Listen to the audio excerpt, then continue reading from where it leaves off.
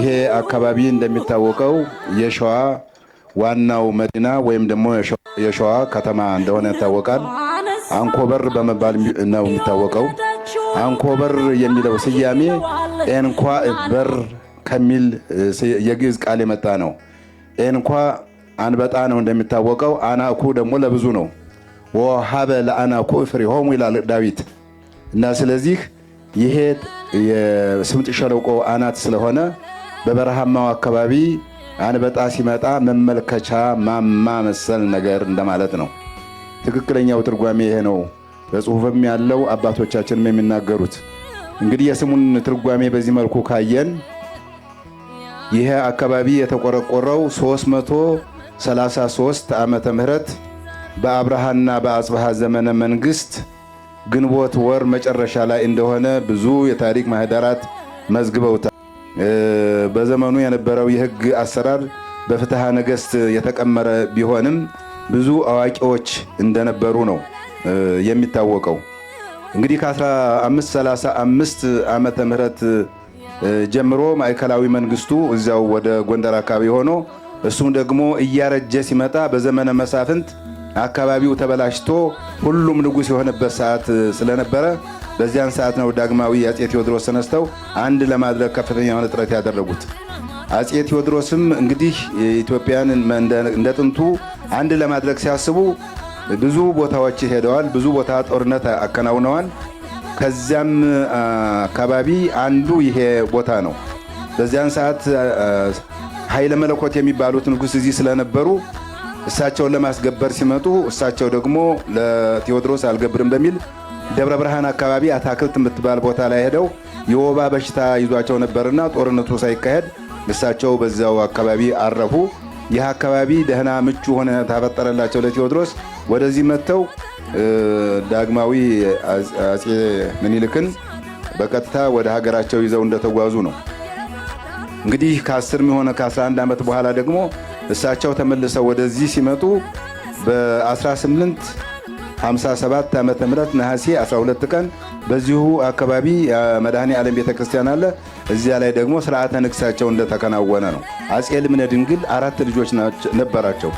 ሚናስ፣ ገላውዲዮስ፣ ፊቅጦር፣ ያዕቆብ የሚባሉ። ያዕቆብ የመጨረሻው ልጅ ነበርና ከግራኝ ሸሽተው ወዲያና ወዲህ ሲዋከቡ መንዝ አካባቢ ላሉ ሽማግሌዎች ሰጥተው ሲሄዱ ገበሬ መስሎ ነው ያደገው።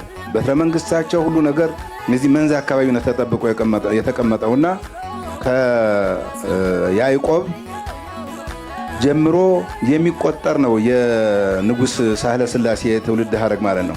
ስብስቴ ደግሞ በዚህ መካከል ላይ ያለ ነው እንጂ እንዲያው ዝም ብሎ ማንዘራሽ አይደለም። እና እንግዲህ ከመንዝ ገሜ ከምትባል ቦታ አይኔ፣ ከአይኔ ደግሞ ዶቃቂት፣ ከዶቃቂት ደግሞ እዚህ ሐራምባ፣ ከሐራምባ ይህን ነባሩን ቤተ መንግስት መልሰው ይዘዋል ነው።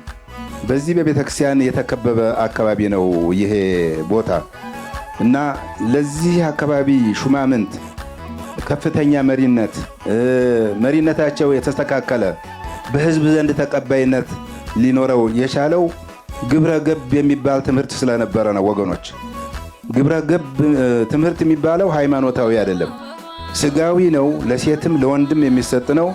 ከ2 ዓመት እስከ 7 ዓመት ያሉት ለብቻቸው ተነጥሎ ይሰጣቸዋል። ከ7 ዓመት እስከ 30 ዓመት ድረስ ያለው ወጣቱ ክፍል ለብቻው ትምህርት የሚሰጥበት ነው። ከ30 ዓመት በላይ ደግሞ ያለው ለሹመት የታጨ ሰው ካለ ለብቻው ተነጥሎ የሚሰጥበት ነውና ግብረ ገብ ትምህርት በዚህ ቦታ ላይ ስለሚሰጥ በየትኛውም የኢትዮጵያ ክፍለ ሀገር ላይ የተሾመ ሰው ሁሉ ኃላፊነቱን በብቃት ይወጣል። በህዝብ ዘንድ ተቀባይነት አለው። እንደገናም ደግሞ ስራው ሁሉ ስኬታማ ነበረ ነው። ስለዚህ ምን ይባላል? በድሮ አነጋገር እንዳሁኑ ሳይሆን የትም ተወለድ አንኮበር እደግ ይባል ነበር ነው። ይሄ አሁንም ይባላል እና አንኮበር ስንመለከተው ስርጓጉጥ ነው። እዚህ ተራራ፣ እዚህ ሸለቆ ነው። ትንሽ ላካሄድ የሚመች አይደለም። ለሰነፍ ሰውማ የለም። ባገጭ ላይ ብዙ እንባን ማንጠባጠብ የሚችል ቦታ ነው። ግን የውስጥ አሰራሩ፣ የውስጥ ሂደቱ ልባዊ የሆነ ህዝባዊ የሆነ በህዝብ ዘንድ ተቀባይነት ያለው ስለሆነ በተለይ ግብረ ገብ የሚባለው ትምህርት ለሴቱም ለወንዱም ለትልቁም ለትንሹም ይሰጥ ስለነበረ ከዚህ አካባቢ ላይ የወጡ መላ ኢትዮጵያን በስነ ስርዓት አስተዳድረዋል። ህዝቡን በፍቅር አስተሳስረዋል። ከፍተኛው የምዕራብ አውሮፓ ጠላት ቢመጣ አንድ ሆነው በክንዳቸው አድዋ ላይ አዳሽቀውታል ነው። ስለዚህ አሁንም እግዚአብሔር ይሄን አይነቱን ልቦና ሰጥቶን የውጭ ጠላታችንን አዳሽቀን ማንነታችን እንድናስከብር እግዚአብሔር ይፍቀድልን።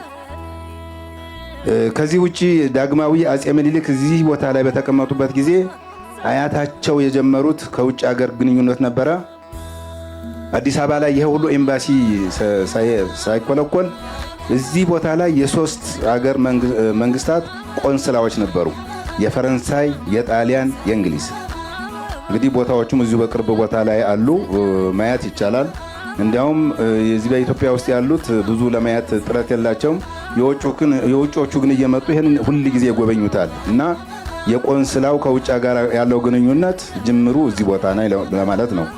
ሁለተኛው ደግሞ የውጭውን ዓለም ትምህርት፣ ዘመናዊ ትምህርት ለመቅሰብ በማሰብ ደሴና ሐረር የውጭ ሀገር ትምህርት ከመጀመሩ አስቀድሞ የፈረንሳይኛና የእንግሊዘኛ ትምህርት የተጀመረው እዚህ ቤተ መንግስቱ አሁን መጣችሁበት ግርጌ ሙቅ ምድር የምትባል ሜዳ አለች፣ እዚያ ቦታ ላይ እንደነበረ ነው። ሌላው የስልክ አገልግሎትን በተመለከተ ነው። ግን ሳላበዛ እንደው ለመጠቆም ያህል ነው። ብዙን አልናገርም፣ ውስኑን ነገር ነው። የስልኩን ከተናገርኩ በኋላ አቆማለሁ።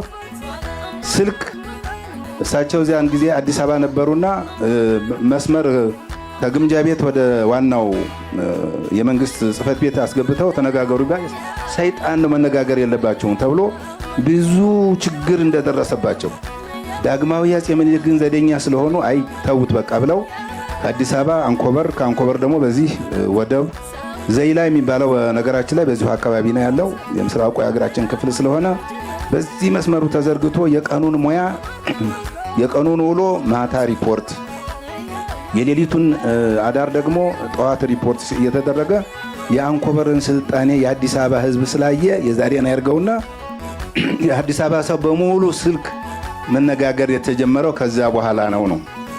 እና እንግዲህ ለዝክረ ነገር አሁን እዚህ አንድ ግንብ አለ፣ እሱን ለማቆም ፈልገናል።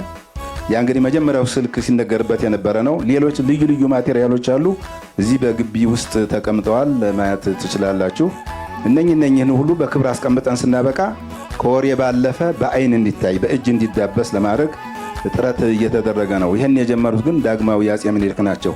በውጭው ዓለም ይሄ የስልክ መነጋገር በተጀመረ በ15 ነው በ25 ዓመት ገደማ ነው። እንግዲህ በስልክ መናገር ዓለምን ሁሉ ቀድመነዋል ነው። ይሄ እንግዲህ ጠንካራ መሪ ጎበዝ መሪ ካለ በሁሉ መቅደም ይቻላል እና አሁንም እግዚአብሔር ጥንካሬውን ይስጠን። ከዚህ ውጪ ዘይላ የሚባለው ወደብ አለ፣ በዚህ በቅርቡ ነው ያለው። እንግዲህ ይሄ በምኒልክ ጊዜ ሳይሆን በምኒልክ አያት በንጉሥ ኃይለ ሥላሴ ጊዜ ነው። ከዘይላ የሚመጡ ዕቃዎች በተለይ ይሄ ሽቶ፣ መስተዋት፣ ፊት መመልከቻ፣ ቅመማ ቅመም የመሳሰሉት ነገሮች ሲመጡ በመጀመሪያ እዚህ አልዩ አምባ የሚባል 12 ኪሎ ሜትር አካባቢ ላይ ነው። ግምሩኩ የመጀመሪያው እዚህ እንደሆነ ነው። ከዛ በኋላ ነው ብዙ ግምሩኮች የተቋቋሙት እና እንግዲህ እስካሁን ድረስ ጉምሩኩን ያው ጣሊያን አፍርሶት ምንም ስራ አያከናውንም። አሁን ወደፊት እንደ እግዚአብሔር ፈቃድ መንገድ ስለተሰራ ግምሩኩንም የምናቋቋምበት መንገድ ሊመቻች ይችላል።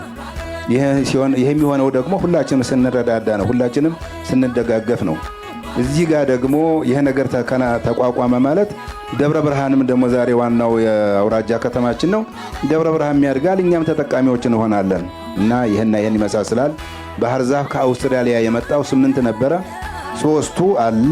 ሄዳችሁ እንግዲህ በእቅፍም በመያዝ በሜትርም በመለካት ሌላም በመለኪያ መሳሪያ በመለካት 3ቱ አለ። 5ቱ ግን ተቆርጦ አዲስ ዓለም፣ አዲስ አበባ እንጦጦ አካባቢ እንደዚህ ወደ ወሎም አካባቢ ዘሩ ተበትኖ ዛሬ በመላ ኢትዮጵያ ላይ ባህር ዛፍ ከፍተኛውን ድርሻ ይዟል ነው እና በዚህም በዚያም ቢባል የአንኮበር ከተማ አስተዋጽኦ ለሀገሪቱ ከፍተኛ የሆነ ስራ አበርክቷል። በአስተዳደራዊ ስራው፣ በፍትህ ስራው፣ በሌላም ነፊት አውራሪ ሀብተ ጊዮርጊስ፣ ደጃዝማች ባልቻ እንዳውም ስርዓተ ጥምቀት ሁሉ የተጠመቁት የአንኮበር ጊዮርጊስ እንደሆነ ነው። ይሄ በታሪክ ሁሉ የተጻፈ ነገር ስለሆነ አንበን መረዳት እንችላለንና እንግዲህ በዚህ በአጭር ጊዜ ብዙ ነገር ማውራት አይቻልም። ለቅምሻ ያህል ለዝክረ ነገር ያህል ይሄን ያህል ካወራኋችሁ የአንኮበር ታሪክ ይሄንን ይመስል ነበረ። ወደፊትስ ምን እናድርገው? እንዴት ያለውን እንዴት እንጠብቀው? የጠፋውን ደግሞ እንዴት አድርገን እናቋቁመው? ይሄን ሁሉ ነገር አስበን ስናበቃ የጋራ አድርገን የብዙ በጎ ነገሮች መነሻ ስለሆነ ይሄንን ጠንካራና ጥሩ ቦታ የተገኘበትን ደግሞ መልሶ የማልማትና ታሪኩን የመጠበቅ ሁኔታ የትውልዱ ነው፣ የሁላችንም ድርሻ ነው ለማለት ፈልጌ ነው።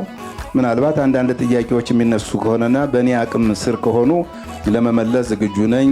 በተረፈ ግን ይህን ያህል ካልኳችሁ የእናንተን ጊዜ ላለማበከን ንግግሬን በዚሁ ቋጫለሁ። አመሰግናለሁ።